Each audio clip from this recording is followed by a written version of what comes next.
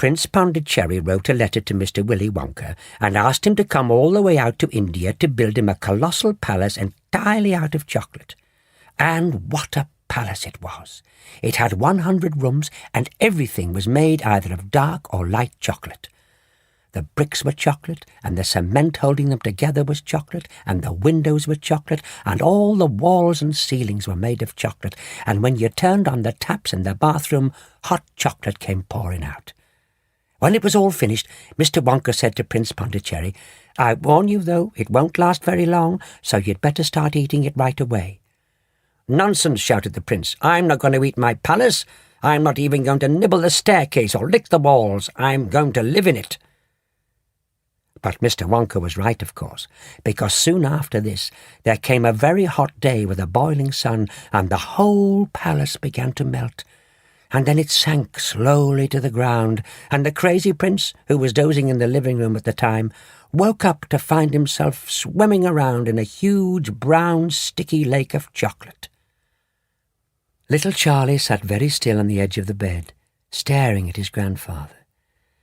"Is all this really true?" he asked. "Or are you pulling my leg?" "It's true!" cried all four of the old people at once. "Of course it's true!" And now he leaned closer to Charlie and lowered his voice to a soft, secret whisper. "Nobody ever comes out." "Out of where?" asked Charlie. "And nobody ever goes in." "In where?" cried Charlie. "Wonka's factory, of course." "Grandpa, what do you mean?" "I mean workers, Charlie." "Workers?" "All factories," said Grandpa Joe, "have workers streaming in and out of the gates in the mornings and evenings, except Wonka's. Have you ever seen a single person going into that place, or coming out?" Little Charlie looked slowly around at each of the four old faces, one after the other, and they all looked back at him. They were friendly, smiling faces, but they were also quite serious.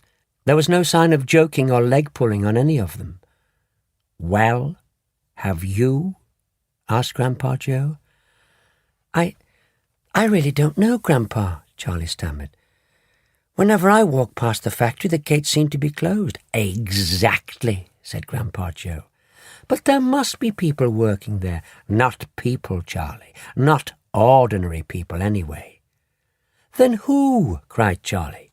"Aha, that's it. You see, that's another of Mr. Willy Wonka's clevernesses."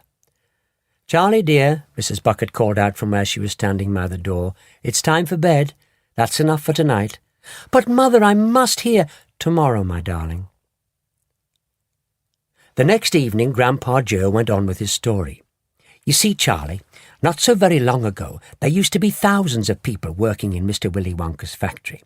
Then one day, all of a sudden, Mr. Wonka had to ask every single one of them to leave, to go home, never to come back." "But why?" asked Charlie.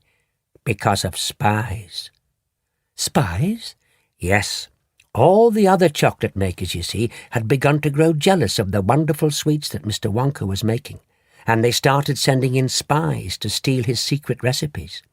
The spies took jobs in the Wonka factory, pretending that they were ordinary workers, and while they were there, each one of them found out exactly how a certain special thing was made." "And did they go back to their own factories and tell?" asked Charlie. "They must have, because soon after that, Fickelgruber's factory started making an ice cream that would never melt, even in the hottest sun. Then Mr. Prodnose's factory came out with a chewing gum that never lost its flavour, however much you chewed it. And then Mr. Slugworth's factory began making sugar balloons that you could blow up to huge sizes before you popped them with a pin and gobbled them up, and so on and so on. And Mr. Willy Wonka tore his beard and shouted, "This is terrible! I shall be ruined. I shall have to close the factory." "But he didn't do that," Charlie said. "Oh, yes, he did. He told all the workers that he was sorry, but they would have to go home. Then he shut the main gates and fastened them with a chain.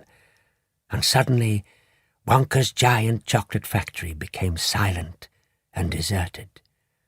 Months and months went by," Grandpa Joe went on, "but still the factory remained closed. And everybody said, "Poor Mr. Wonka, he was so nice, and he made such marvellous things, but he's finished now. It's all over." Then something astonishing happened. One day, early in the morning, thin columns of white smoke were seen to be coming out of the tops of the tall chimneys of the factory. People in the town stopped and stared. "What's going on?" they cried. "Someone's lit the furnaces. Mr. Wonka must be opening up again." They ran to the gates, expecting to see them wide open.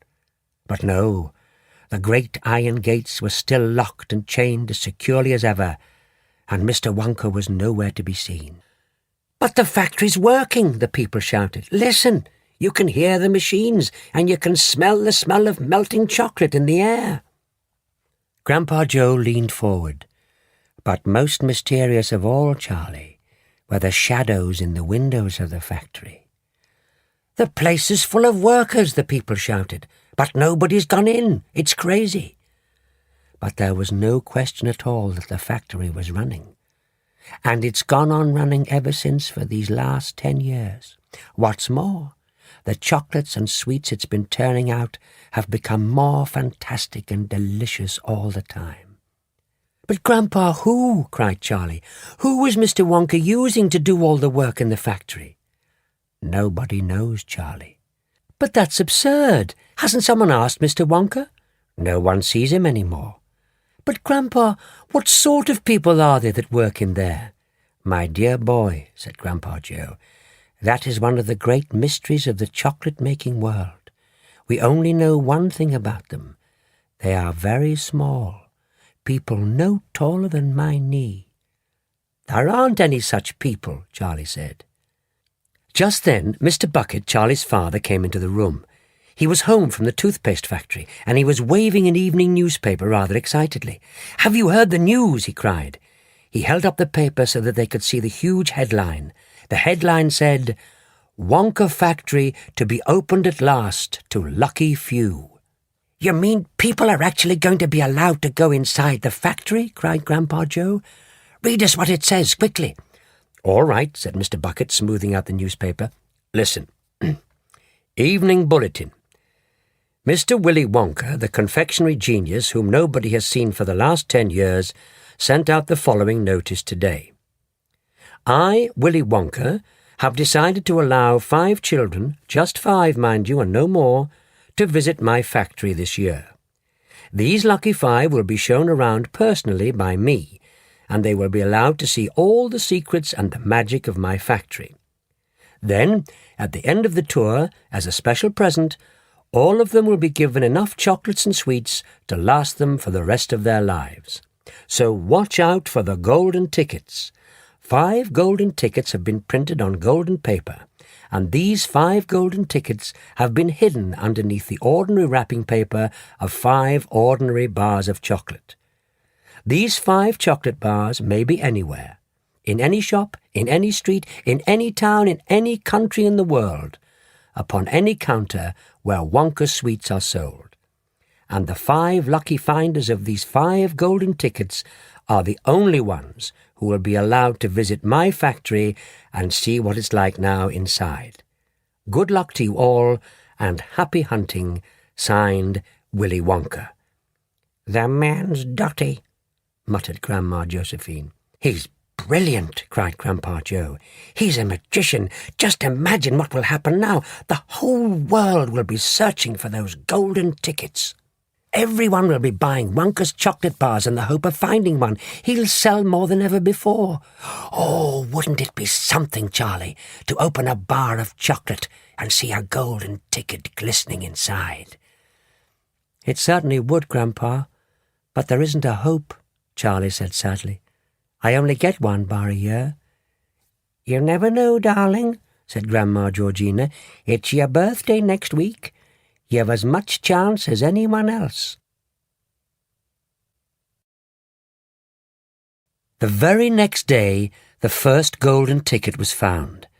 The finder was a boy called Augustus Gloop, and Mr. Bucket's evening newspaper carried a large picture of him on the front page. The picture showed a 9-year-old boy who was so enormously fat He looked as though he'd been blown up with a powerful pump. The town in which Augustus Gloop lived, the newspaper said, had gone wild with excitement over their hero. "I just knew Augustus would find a golden ticket," his mother had told the newspaper men. "He eats so many bars of chocolate a day that it was almost impossible for him not to find one. What a thrill it will be for him to visit Mr. Wonka's marvellous factory. We're just as proud as anything." "What a revolting woman," said Grandma Josephine.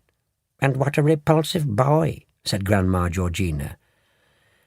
And now the whole country, indeed the whole world, seemed suddenly to be caught up in a mad chocolate-buying spree, everybody searching frantically for those precious remaining tickets. Fully grown women were seen going into sweet shops and buying 10 Wonka bars at a time, then tearing off the wrappers on the spot and peering eagerly underneath for a glint of golden paper. Children were taking hammers and smashing their piggy banks and running out to the shops with handfuls of money. In one city, a famous gangster robbed a bank of £1,000 and spent the whole lot on Wonka bars that same afternoon. And when the police entered the house to arrest him, they found him sitting on the floor amidst mountains of chocolate, ripping off the wrappers with the blade of a long dagger. Suddenly, on the day before Charlie Bucket's birthday, the newspapers announced that the second golden ticket had been found. The lucky person was a small girl called Veruca Salt, who lived with her rich parents in a great city far away. Once again, Mr. Bucket's evening newspaper carried a big picture of the finder. Veruca's father, Mr. Salt, had eagerly explained to the newspapermen exactly how the ticket was found.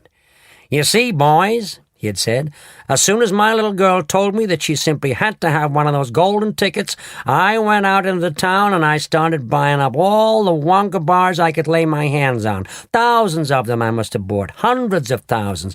Then I had them loaded onto trucks and sent directly to my own factory. I'm in the peanut business, you see, and I got about 100 women working for me over my place, shelling peanuts for roasting and salting. That's what they do all day long, these women. They sit there shelling peanuts. So I says to them, 'Okay, girls,' I says, 'from now on you can stop shelling peanuts and start shelling the wrappers off these chocolate bars instead.' And they did. I had every worker in the place yanking the paper off those bars of chocolate full speed ahead from morning till night. But 3 days went by and we had no luck. Oh, it was terrible. My little Veruca got more and more upset each day, and every time I went home she would scream at me, 'Where's my golden ticket? I want my golden ticket.'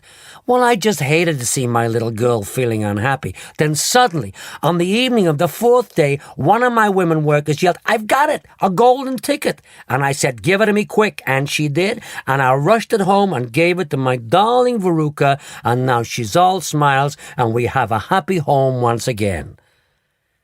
"That's even worse than the fat boy," said Grandma Josephine.